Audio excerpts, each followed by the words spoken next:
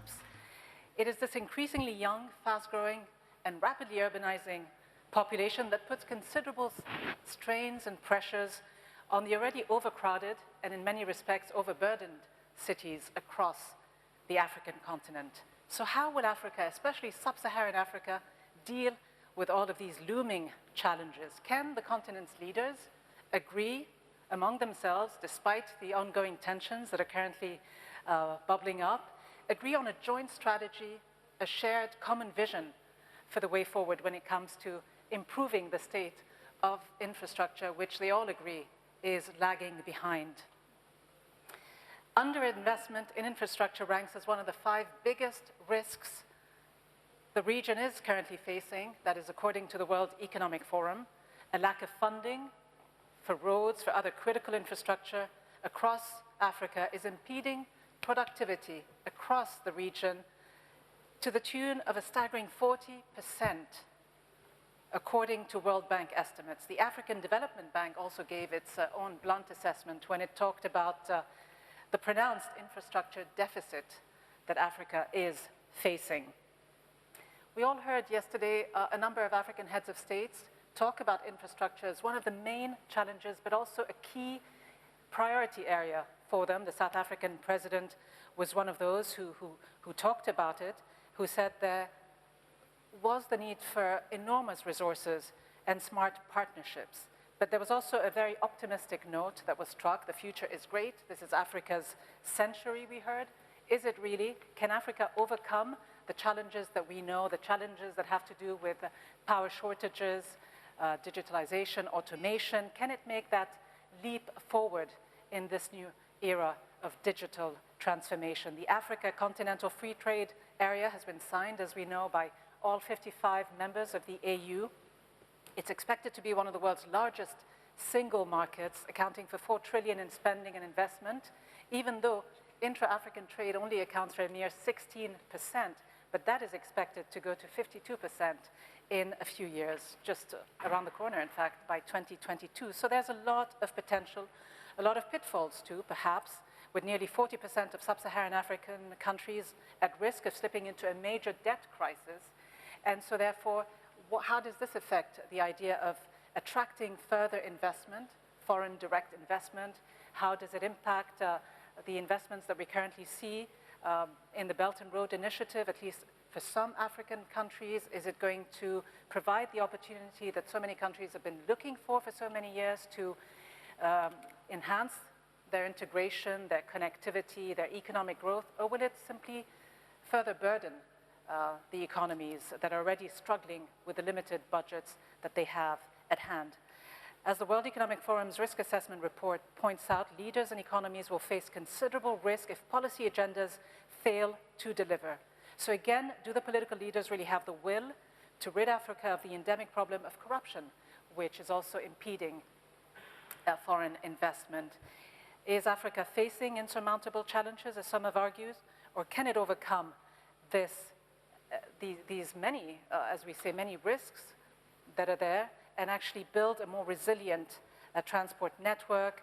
How does it leap forward towards a more reliable power supply that could actually help its ambitious plan? So a lot of questions to be asked and to answer. And of course, there's also the issue of the liquefied natural gas in Africa and how that might actually help or hinder the opportunity to grow this further. So plenty to discuss. Let's get right to our panelists who represent, among them, a cross-sector of society, the private sector, state-owned enterprises, the international finance system, and civil society.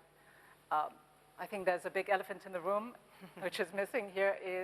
It's the government side of things, but that does not mean that we will leave governments off the hook or not address their key role in all this. But let's look at the partnerships that are also possible. And let me begin with you, Vijay Iyer. You are Vice President and Chief Operating Officer for the Multilateral Investment Guarantee Agency, known as MIGA, in Washington, D.C. It's also known as the political risk insurer arm of the World Bank Group.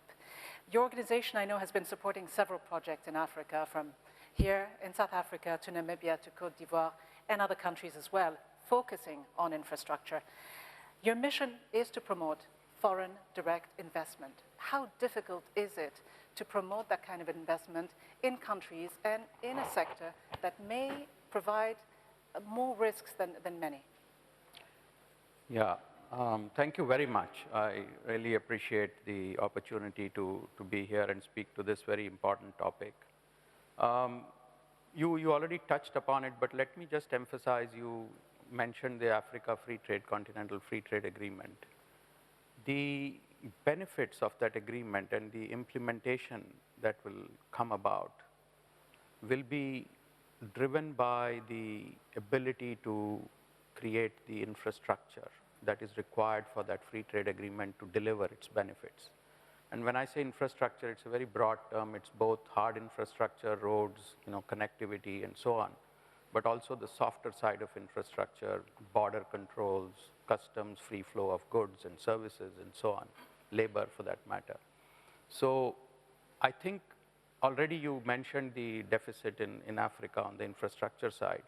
Now there is a compelling urgency as well that if the Continental Free Trade Agreement is to deliver its benefits, we need to ramp up the pace at which infrastructure needs are met. And practically speaking, how feasible is that, given the fact that you are there to provide risk insurance guarantees against some of the risks or perception of risks that Perception of risk, and incidentally, you also touched upon the government side of things. So clearly, the driving factors for FDI, for investment, are how investors perceive the environment into which they are investing. So the environment being the ecosystem around policies, regulations, the business enabling mechanisms that are present or not present in a particular country. And investors choose to go to those countries where the political economy is more stable, more predictable, and the business environment is more conducive. There are skills and people available with the skills that they are looking for so that the right jobs and the right investments can be made. While governments are working towards getting these policies and regulations in the environment right, there are investors who are still willing to go into these countries, but they require a number of assurances, number of dispensations in order to hedge against the political risks that come with these investments, whether they are in the area of converting local currency into foreign currency, whether it is breach of contracts, and related to how the assets are managed in the country. So I think a number of things are required in order for investors to feel the comfort and be able to get into these areas where the infrastructure investments are needed. Is there a specific example you could give? I can give you a specific example. There are plenty of examples of conventional infrastructure, so power plants and renewable energy projects and so on. But I think the gap is more in non-conventional infrastructure which is normally financed by the public sector, roads, bridges, water supply systems. And our attempt now in Africa is to try and get investors into these areas. So there is this bridge that we have supported, a toll bridge in Côte d'Ivoire. It's a major link between two parts of the town, two districts of the city. And it has cut travel times by 75%. But it required a number of guarantees to be put in place so that investors could mobilize $300 million to build that bridge. And because, as you say, these are long-term projects. I mean, this project that you mentioned, the bridge, was shelved for about 10 years before you stepped in and provided some guarantees, and the African Development Bank as well provided some capital, and then it took off and it was opened in 2015. Just a quick last word. I mean, it's important because if that 300 million were to come from the public budget, A, it would take a much longer time. You mentioned 10 years. And B, it would add to the debt burden of the government. So clearly, these are the type of interventions that are required. So again, highlighting the importance of these smart partnerships, private-public sector partnerships that have worked in the context of Côte d'Ivoire for this project. And you mentioned as well the gap in non-conventional infrastructure and the kind of role that the private sector can and needs to play here to move things forward. So Sabine Ulrike Dall'Omo, Chief Executive Officer of Siemens South Africa, Siemens, of course, being the leading German conglomerate that has been in Africa for about 160 years, if I'm not mistaken. It considers itself a global powerhouse, a leader in the digital revolution, developing, quote, smart mobility solutions to make transport systems more efficient. How has that worked out in the African context? How efficient have you been able to be in not just providing advice to governments and formulating policy, but in making things happen? Yeah, thank you first of all also for being here. I'm very delighted to participate in the panel. So as you already said, I mean, we're quite a long time on the continent, means we have a pretty endurance, but as a company, you know, as what you can manage within your own frame is normally isolate on individual countries, yeah? But if you look at the demand which is coming into Africa, particular, the discussion you pointed out is that there is a regional integration required. A company can't necessarily enable all of this because the pity of Africa is that you have a patchwork of legislation, particular to integrate country borders is not as simple because, you know, country borders create taxes. Taxes are income for countries which are already have very little income from their revenue generated. Hence, they are very scared to let that go. And to work on these kind of regional aspects, it is beyond of what a legal entity or a company can do because we are not seen to be the facilitator, particular between governments. And we see that partnering up with institutions like, for instance, the Nepal Business Foundation helps a lot because they're seen as a neutral facilitator, and that is a beyond individual company aspect association. So you will have people which are all related to your kind of intention you want to achieve. One project, for instance, and that goes also to what you highlighted right now, border controlling, is the North-South corridor from Durban to Ndola. You have to go through 3 countries. It is something where you needed to have the legislation adjusted between all 3 countries, means South Africa, Zimbabwe, and Zambia, to allow actually free flow of goods and a carriage. And that was only possible because you had a neutral facilitator, because in the ordinary course, governments are very suspicious if a company like us would come along and say, I'll help you here, yeah?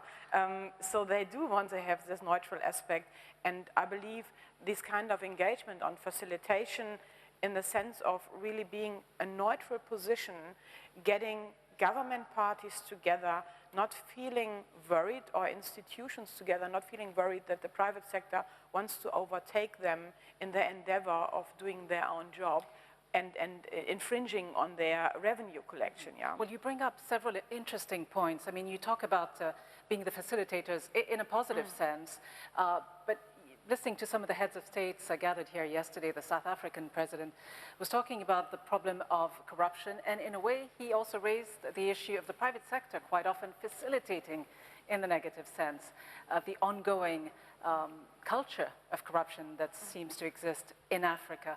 I'd like you to address this and also the issue of how you deal with this other aspect of being not just a private sector and how the governments may look at you suspiciously or not, because in the end, they need to work closely with you, but how civil society and the private sector in the country, the indigenous companies might look at a foreign entity rather suspiciously in seeing them as being there simply for the short-term economic benefits. Yeah, so if you look, for instance, on the corruption aspect, so there are certain areas where, you know, it is the ethical behavior of what you entrench in your entity, yeah? So we only do clean business, means all the business which we do, cross-border activities, are subject to clean activities. So we don't pay at border post a bribe, yeah? We will only pick freight forwarders which do it properly and rather come back. If I can't get it legally over the border, then you go. Because as long as you keep feeding that animal, yeah, it will never stop. But it also means, particular also when you look at regional integration projects, we need to deal with the fact that individuals currently have the power to demand or have the need to demand, because often there's an economic reason to why they want to have a benefit than rather being really something of a greedy position in that context. So I believe when you have that kind of engagement and have a cross business and cross-country collaboration and address particular the individual needs of these people, which are somehow have a little power, yeah, that is one of the vital aspects to change something. On the other hand, if you believe the way on how we can work as a company in a context where Siemens can be successful, or how we integrate society, you know, for us, it's something we here since 160 years. We would not be here if we would have done only quarter by quarter business. For us, the topic, and luckily in South Africa, through Black Economic Empowerment, enterprise development is something what is entrenched into companies' behavior. But enterprise development in our context is something absolutely vital, because if we don't care about the small, medium enterprises around us, we are not able to do all jobs ourselves. You need to know how a society works, where you go. If you go to a community, they want to participate. You know, if you go and you build a rail track, if you go and you build a power plant, and they see there is this massive investment coming in, and I sit next to the road and I have nothing to eat, now sure they want to participate. And that engagement is absolutely vital, and we do that actively. So an engagement that goes beyond the financial rewards that are associated with these projects. Popo Molefe, you are chairman of Transnet, which is South Africa's state-owned port, rail, and pipeline company. Your company has been planning a liquefied natural gas LNG terminal at the port of Richards Bay. I know the timeline for the completion of this is 2024, so 5 years from now. It does require the input of the private sector, not just to invest, but also to manage this facility. I wonder how that partnership has been working out and how easy it has been to achieve. Well, it's a new, sorry, I forgot. it's the LPG project at Richards Bay. It's a new development, a new approach by Transnet, and it has required that Transnet works closely with other energy organizations, such as the CEF Group, the iGas, the Strategic Fuel Fund, as well as Petro SA. But from the point of view of Transnet, we're more interested in building the infrastructure and creating opportunities for the private sector to access it. To the extent that the private sector wants to work with us in investing in that infrastructure, we will partner with them. As you might be aware, we're already working with the IFC in doing the feasibility study, the report of which should be ready this month, and we should be able to hit the ground running thereafter. And as you mentioned, the IFC has already committed $2 million to this feasibility study. But looking at what the investment is all about, how much of an attractive solution is natural gas to help countries diversify their power generation away from heavy coal consumption and unreliable power generation? I wonder if it isn't a missed opportunity in many respects to concentrate on the development of LNG, even though I know that Africa has a few countries that have now become not just importers but exporters of this, and has about 7.1% of the global base of LNG. How much of a missed opportunity is it to not have leapfrogged towards renewables? Well, Fakri, we're clearly behind time, but the challenge is now. We've got to do it now. We've got no choice. And we see that LNG project as also giving us the opportunity to respond to some of the challenges that ESCOM is facing. So we need to be able to use that to create energy that can supplement what ESCOM is doing, but also to create economies of scale by allowing space for operators, traders, who trade in the molecule more than really being part of the infrastructure and reaching out to the local people at cost-effective prices. So you mentioned the local people and the issue of making all of these projects inclusive. Lois Auta, you are the founder and executive director of Cedar Seed Foundation in Nigeria. This is an organization that fights for the rights of people living with disability. You're also a young global leader. So as we talk about infrastructure projects, the huge investments that go in, at the end of the day, they're all supposedly done for the benefit of local populations.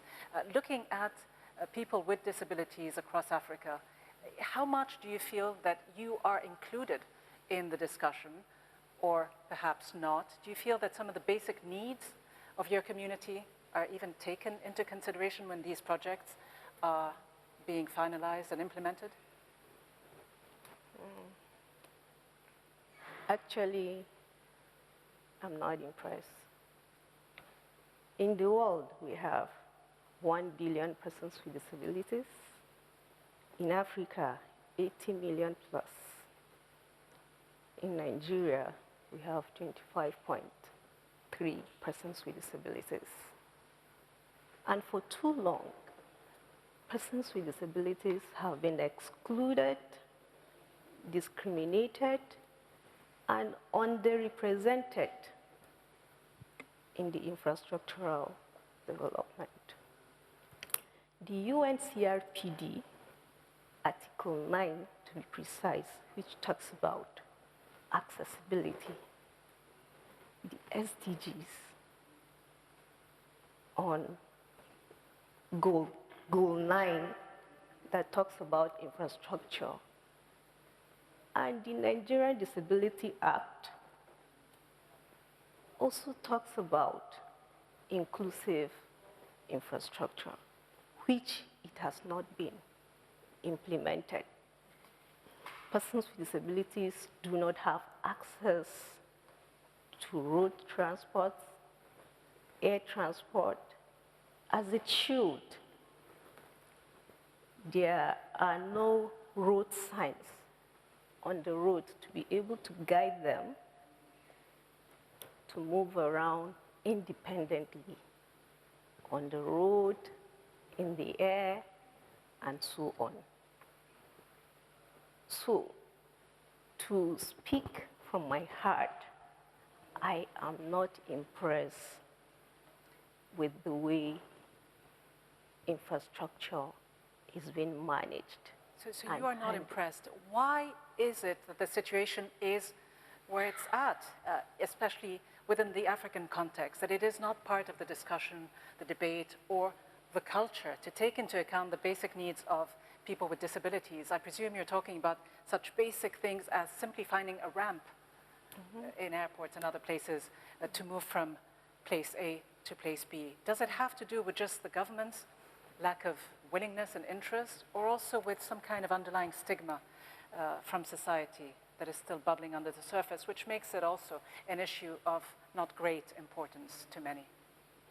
Yeah, sign language interpreters are not at the airport to guide the hearing impaired. Braille materials are not also provided, and ramps are not provided for wheelchair users. So,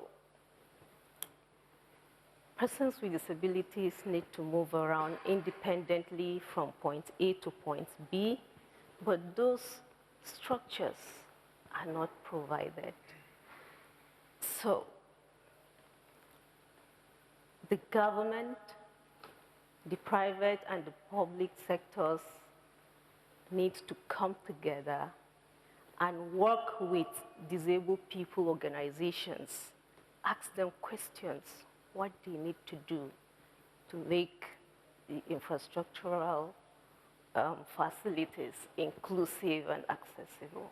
And I think, Lois, what you're saying also raises the question of implementation, because I know there are laws and rules in place, I know in your own country in Nigeria, but within the United Nations framework that safeguard the rights and well-being of people with disability, whether it's in African countries or around the world. So we'll get to the issue of implementation in just a few minutes, but if I could first maybe take a few questions from around the room, because again, we do want this discussion to be inclusive and to hear from everyone sitting around the room who's got questions to raise. Please go ahead. Hello, my name is Anne Linde. I'm the Minister of Trade of... sorry, take it again. My name is Anne Linde. I'm the Minister of Trade of Sweden. and I think this is a very interesting discussion. I come from a country that is built on the mining and forestry industry, and we are actually aware of the industrial potential in an upgraded regional infrastructure in Africa. Our own landmark investment into an efficient railway system was one of the key drivers of sustainable growth of Sweden. My government is ready to finance efficient and sustainable transport infrastructure projects across Europe. We are actively seeking local partnership, and our know-how can be included in an early stage. So my question is, how can Sweden be catalytical in assisting building master plans and implementing large infrastructure projects in the region? Thank you. Thank you very much for the question. Popo Molefe, you perhaps want to take this question, and I just want to add as well that in Africa, the imports for infrastructure for railways has actually grown quite a bit in the last few years, since 2012, I think steadily at 10%. So there is significant investment in this domain. What do you say to this call for partnership from governments such as Sweden? It's a welcome suggestion and offer from Sweden.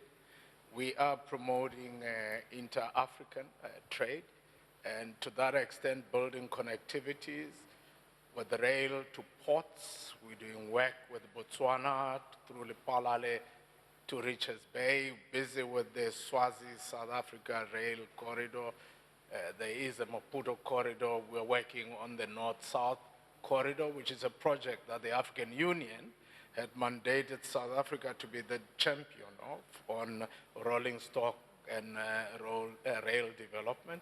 So we should be able to partner, and there are many other countries I have been privileged to visit in recent times who are willing to partner with us. There have been some difficulties, of course, in terms of the red tape imposed by the Public Finance Management Act, because we are a state-owned company. So in those instances, we would then be required to be a minority partner in order to circumvent the requirement of Section 54 of the Public Finance Management Act. But we welcome this opportunity, and we're ready to engage in practical discussions. Ready to engage. Any other question? While I also look at you, Mr. Ayer, and talk to you perhaps about the idea of developing the railway system in a way that meets the needs of the 21st century. In Africa, I know there are only 2 fully fledged metro systems, I believe, in Algiers and in Cairo. Is that also something that investors are looking to do within the African context? Yeah, I mean, if I just make a quick response to that point. I mean, when we talk about regional infrastructure, we think about connecting countries. But I think it is also now quite imperative that we look at connecting cities. I don't mean it in a physical sense, but the cities are growing, the needs of cities are growing, from water to waste management to transport. There are huge needs. So cities within Africa can actually collaborate with each other, learn from each other, and actually implement projects.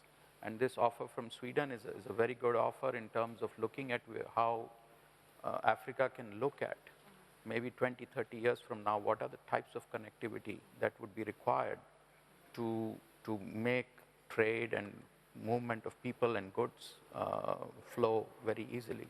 And I think we should think about regions not just as countries, but also as cities and states that need to work with each other. Maybe to add to the offer behind me from Sweden. Does Germany have an equally strong offer? Yeah, no.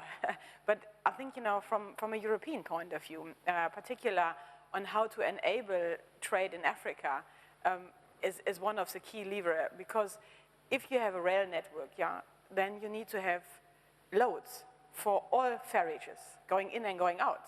But the problem is that often in the African context, the way and how the economies are developed is about extraction. So you have commodities going out, which doesn't matter how long it takes actually to get them to shore, right?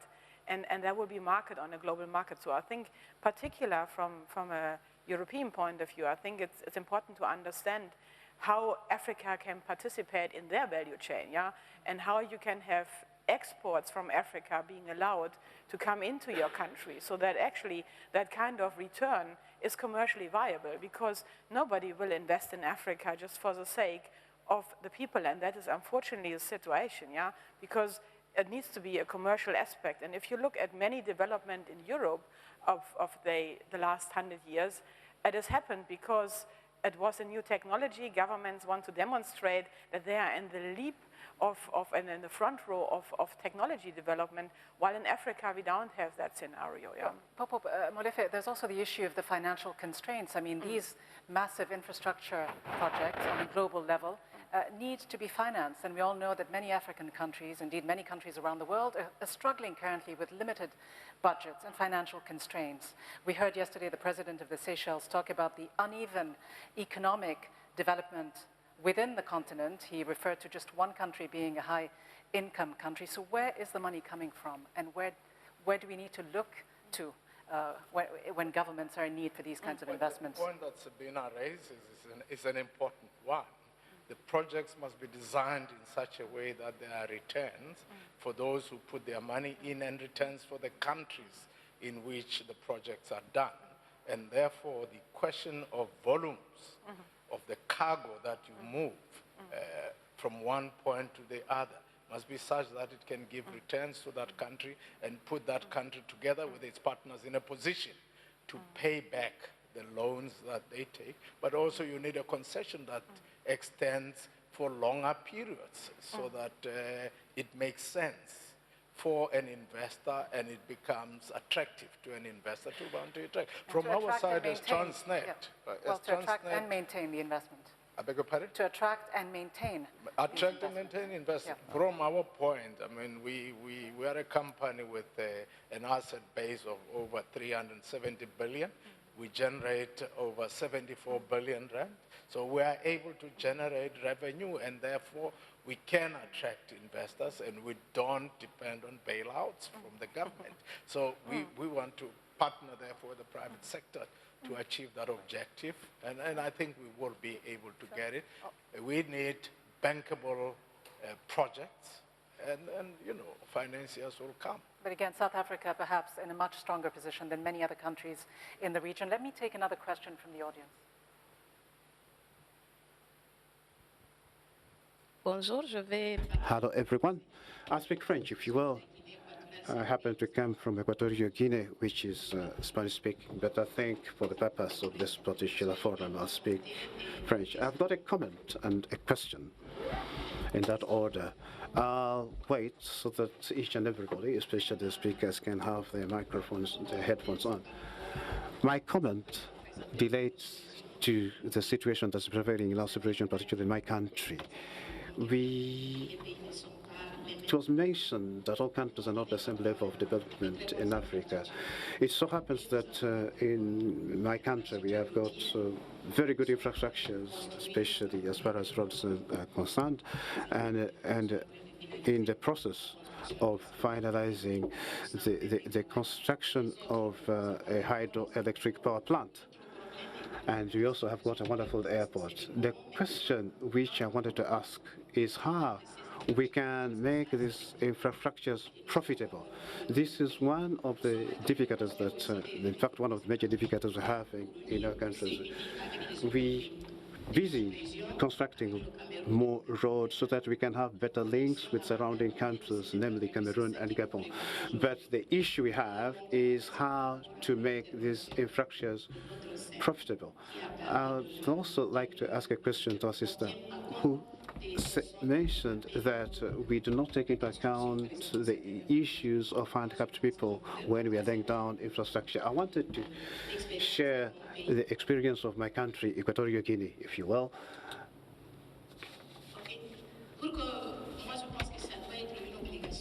I think it should be compulsory to take into account the issues of disabled people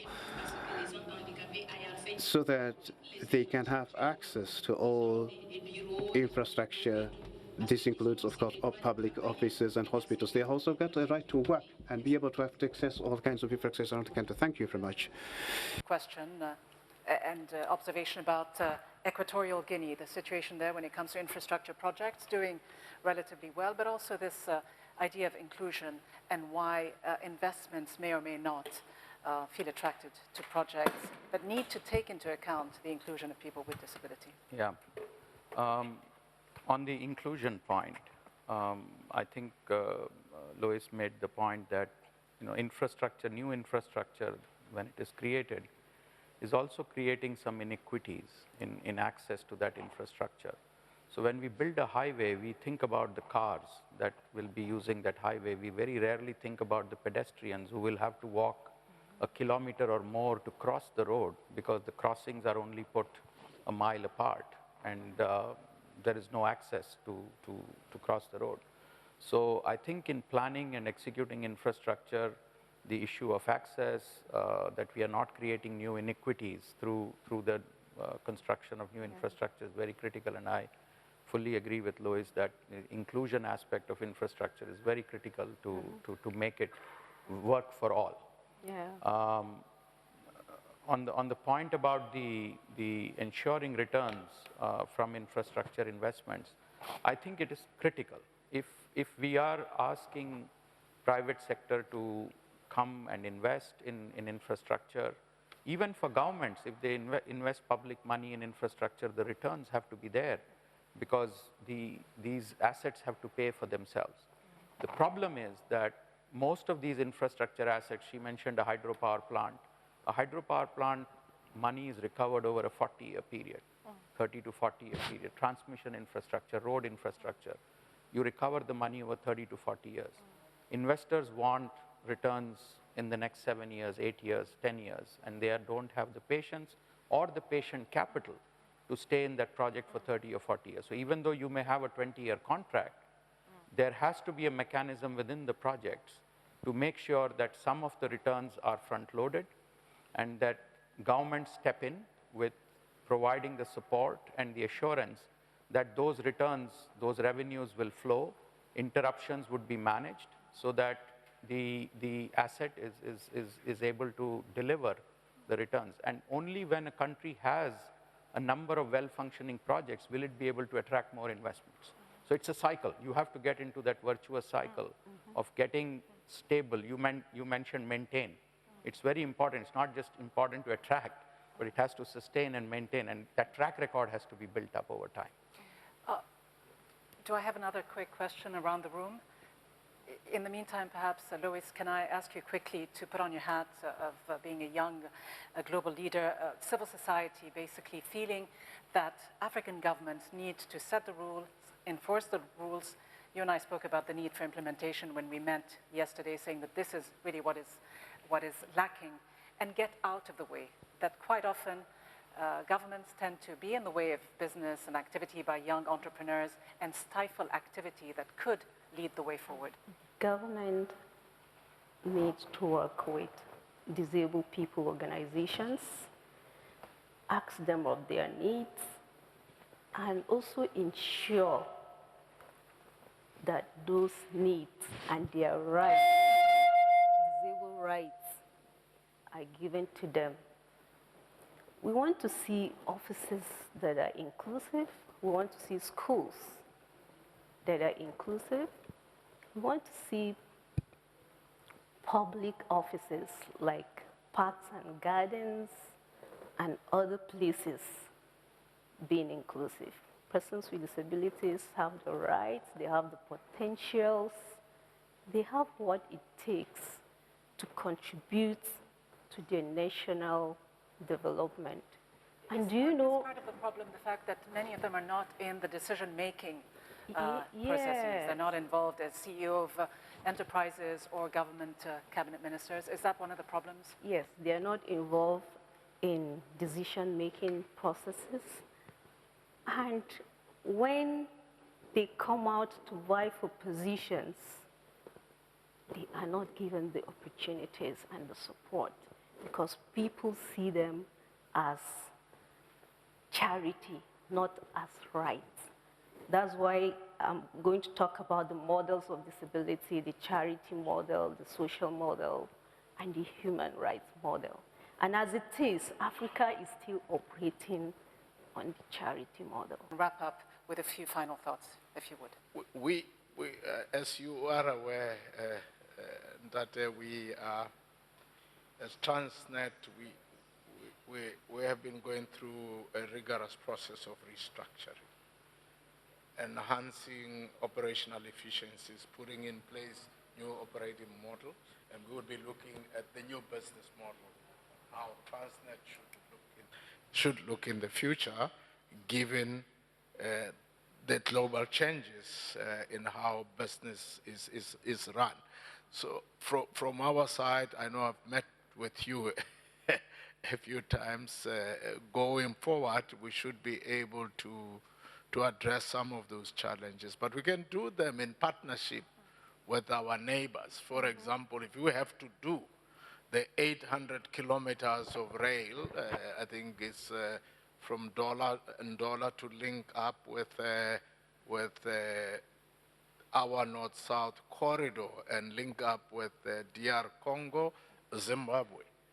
We would need the government of Zambia to commit to dealing with regulatory framework and undertaking that they too will play their part in that infrastructure investments, and probably then they could access funding from the new development bank, as you say. We are building, changing the paradigm. We have 10 years of struggle in South Africa. We were bashed. We spoke about corruption earlier on in the introduction. We are reversing those effects. And because now we have leaders, presidents of these countries, championing infrastructure investments and good governance and the anti-corruption fight, I think the future should look better. The future should look better, Mr. Ayer. How bright does the future look from an investment perspective? By 2035, Sub-Saharan Africa will have the planet's largest workforce. The population, as I mentioned, is also very young. The African age of the average age of an African is 19.5 years, I believe, compared to 42.5 for the average EU citizen. So a lot of potential, but how bright does the future look from your perspective? I think two aspects of the future give me a lot of hope. One, you mentioned it already, there is a growing youth aspiration, and it's the young population that is entrepreneurial, innovative. I think putting the right skills and the right tools in their hands will promise a much better future. The other thing that gives me hope and inspires a lot of confidence is that governments are getting better at cooperating, collaborating with each other in finding solutions. The Continental Free Trade Agreement is a good example of that.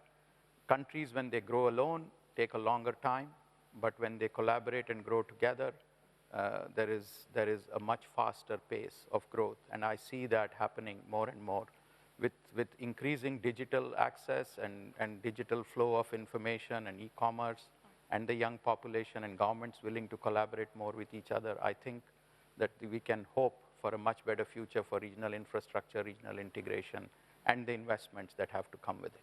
Sabina, you're equally optimistic. Is there really a joint common strategy that you can see taking shape in Africa? Yeah, absolutely. And if you look at the projects which are going forward, and Popo mentioned some of them in the rail space, but also in the electricity space, you see a much stronger growing together of economies, like for instance in East Africa, in Southern Africa, where countries really work together because they have understood they have to go together, because otherwise the scale Africa can produce is not significant to make a dent anywhere in the global economy.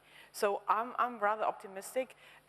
It is a long stretch. Yeah, we are nowhere close. We only started going into that direction, but there is a lot of opportunity, and I believe that also in the context of the global environment, particular with regards to Europe, there is a strong wake-up call that Africa cannot be forgotten, yeah? And there are changes, and I always like the Ethiopian example of where you look at the coffee producer, and the two largest, one of the top three is Switzerland of roasted coffee, Switzerland and Germany, and to my understanding, not one bean is growing there, right? But they had import taxes on commodities like that you could not enter the market. They have changed it, and hopefully that will change also the way and how we can, as African markets, access European markets. All right, on this positive note, we'll have to leave our discussion. Let me thank all of our panelists, Lois Sauta, Sabine Dall'Omo, Popo Molefe, and Vijay Iyer. Thank you all very much indeed, and thank you for joining us and sharing your thoughts with us. Thank you very much.